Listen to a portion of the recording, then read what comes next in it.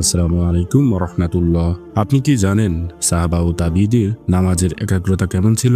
প্রিয় দর্শক, আজকের এই ভিডিওতে আমরা ইসলামের ইতিহাসের কিছু অসাধারণ মুহূর্ত নিয়ে আলোচনা করব। বিশেষ করে সাহাবা, তাবি ও বুজুর্গানে দ্বীনের নামাজের খুশু, খুজু বা আল্লাহর সামনে সম্পূর্ণ নম্রতা ও একাগ্রতার কিছু বিস্ময়কর ঘটনা শেয়ার করব।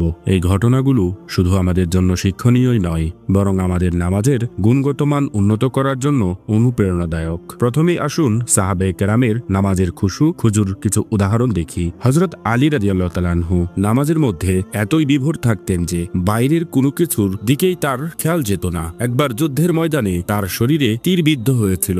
নামাজের সময় সেই তীর বের করার চেষ্টা করা হয়েছিল, কিন্তু তিনি টেরও পাননি। নামাজ শেষে তিনি আশেপাশের লোকজনকে জিজ্ঞাসা করলেন, তোমরা কি তীর বের করতে এসেছো? উত্তরে সকলে জানালেন, আমরা ইতিমধ্যে তা বের করে ফেলেছি। তিনি বললেন, আমি তো টেরই পেলাম না। হযরত আমির ইবনে আব্দুল্লাহ রাদিয়াল্লাহু তাআলা আনহু তিনি বলতেন, নামাজের সময় কথাবার্তা তো দূরের কথা, ডোলের শব্দ আমি শুনতে পাইতাম না। এবার আসুন তাবি ও বুজুর্গানে দ্বীনের নামাজের খুশু খুজুর কিছু উদাহরণ দেখি। হযরত মুসলিম ইবনে ইয়াসার রাহমাতুল্লাহ আলাইহি তিনি নামাজের সময় পরিবারের লোকজনকে বলতেন, আমার নামাজের সময় তোমরা কথাবার্তা বলতে পারো, কারণ নামাজ পড়ার সময় আমি তা মোটেই শুনতে পাই না। হযরত হাতেম বলখি রাহিমাহুল্লাহ আলাইহি তিনি নামাজের সময় ধীরে সুস্থে ওযু করতেন এবং জায়নামাজে দাঁড়িয়ে কল্পনা করতেন যেন কাবা শরীফ তার সম্মুখে, তার পা ফুলচেরাতের উপর, ডান দিকে জান্নাত আর বাম দিকে জাহান্নাম। তিনি মনে করতেন আজরাইল তার মাথার উপর রয়েছে এবং এটি তার শেষ নামাজ হতে পারে।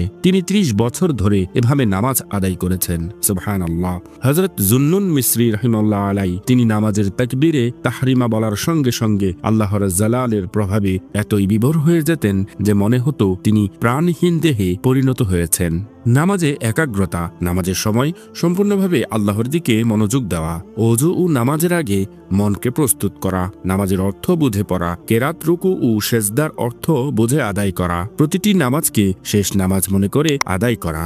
সাহাবা, তাবি ও বুজুর্গানে দ্বীনের নামাজের খুশু হুজুর এই ঘটনাগুলো আমাদের জন্য অনুপ্রেরণাদায়ক। আসুন আমরা আমাদের নামাজকে আরো অর্থপূর্ণ ও একাগ্রতার সঙ্গে আদায় করার চেষ্টা করি। আল্লাহ আমাদের সবাইকে নামাজের প্রকৃত হক আদায় করার তৌফিক দিন, আমিন। আর এই ঘটনা থেকে আপনি কি শিখলেন কমেন্টে জানিয়ে দিন। ভিডিওটি যদি ভালো লেগে থাকে তাহলে লাইক করুন এবং ভিডিওটি শেয়ার করে অন্যকেও এই শিক্ষামূলক গল্পটি জানার সুযোগ করে দিন। আর আমাদের চ্যানেলটিতে নতুন হয়ে থাকে এক্ষুনি সাবস্ক্রাইব করে ফেলুন। জাযাকাল্লাহু খাইরান।